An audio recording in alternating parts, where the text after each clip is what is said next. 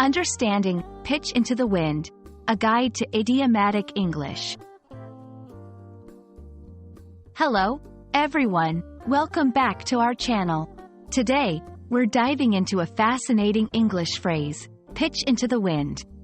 This expression is a great example of how colorful and vivid the English language can be.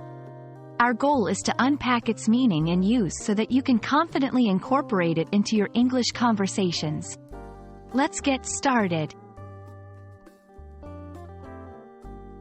Pitch into the wind is an idiomatic expression that isn't used in everyday conversation but carries a powerful image and meaning.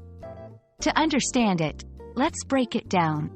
The word pitch can mean to throw or to fling, and the wind refers to the natural movement of air. When combined, this phrase metaphorically speaks to the act of throwing something against the direction of the wind. In a figurative sense, to pitch into the wind means to undertake an action or express something despite potential opposition or the likelihood that it will have no effect.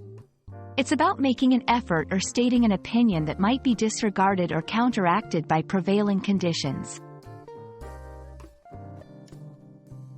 To better understand how to use pitch into the wind, let's look at some examples. 1. In the face of criticism, despite the critics, she decided to pitch her new idea into the wind, believing in its potential. 2. Expressing an unpopular opinion. Knowing his view might be unpopular, he pitched his opinion into the wind during the meeting. 3. Making an effort despite challenges. They knew the chances of success were slim, but they pitched their efforts into the wind, hoping for the best. These examples showcase situations where individuals proceed with actions or express thoughts despite knowing there might be little to no favorable outcome.